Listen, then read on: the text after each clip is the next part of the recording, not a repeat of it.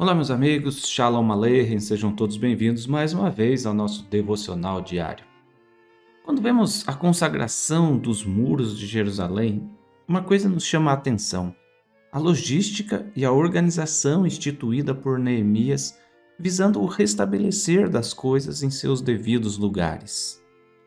Por isso nós lemos lá em Neemias capítulo 12, versículos 44 e 45, que nos diz assim: Ainda, no mesmo dia, se nomearam homens para as câmaras do tesouro, das ofertas, das primícias e dos dízimos, para ajuntarem nelas, das cidades, as porções designadas pela lei, para os sacerdotes e para os levitas.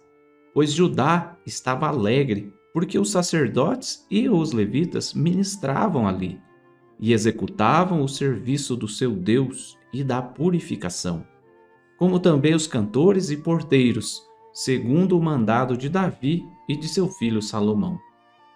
Para que uma comunidade seja saudável, as regras estabelecidas devem ser respeitadas.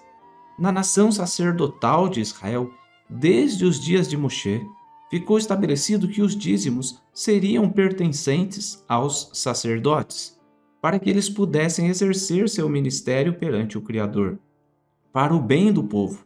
E essa era a sua herança. Na Torá, Deus disse assim, lá em Deuteronômio 18, a partir do versículo 1: Os sacerdotes levitas e toda a tribo de Levi não terão parte nem herança em Israel, das ofertas queimadas ao Senhor e daquilo que lhes é devido comerão, pelo que não terão herança no meio de seus irmãos. O Senhor é a sua herança, como lhes tem dito. Será este, pois, o direito devido aos sacerdotes da parte do povo, dos que oferecem sacrifícios, seja gado ou rebanho, que darão ao sacerdote a espádua e as queixadas e o bucho. Dar-lhes-ás as primícias do teu cereal, do teu vinho e do teu azeite, e as primícias da tosquia das tuas ovelhas. Porque o Senhor teu Deus o escolheu de entre todas as tuas tribos para ministrar em nome do Senhor, ele e seus filhos todos os dias. Hoje, muitos criticam os dízimos, a manutenção dos sacerdotes, mas voltemos aos dias da divisão da terra entre as tribos. Agora imagine você tendo muitos filhos, talvez 12, e comece a distribuir a sua grande herança. E dá uma casa para um apartamento para o outro, talvez terras para um terceiro, e quando chega o último, diz a ele: você não terá herança, vai comer do que os seus irmãos te oferecerem. O que passaria pela cabeça daquele que vê seus irmãos se deleitarem em suas heranças e ele mesmo não receber nada?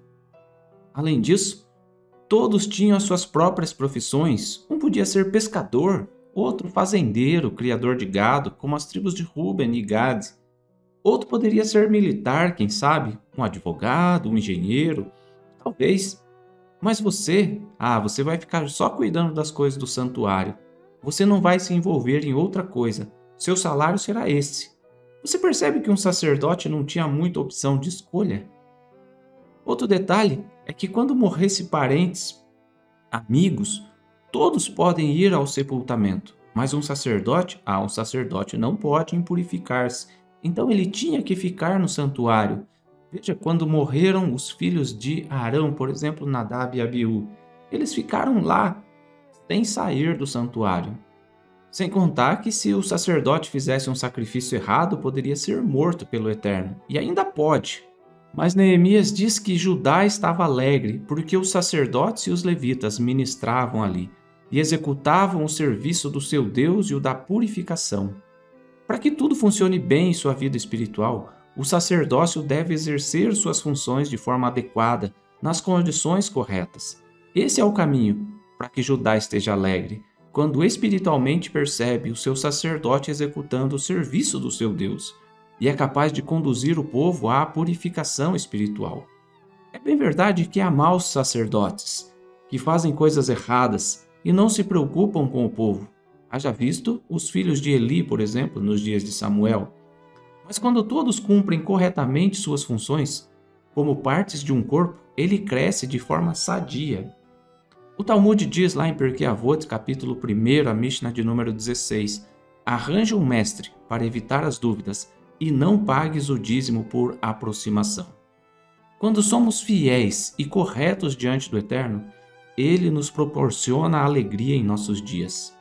Pense nisso e em todos os dias use bem o seu tempo e tenha ao menos 5 minutos para Deus. Shalom.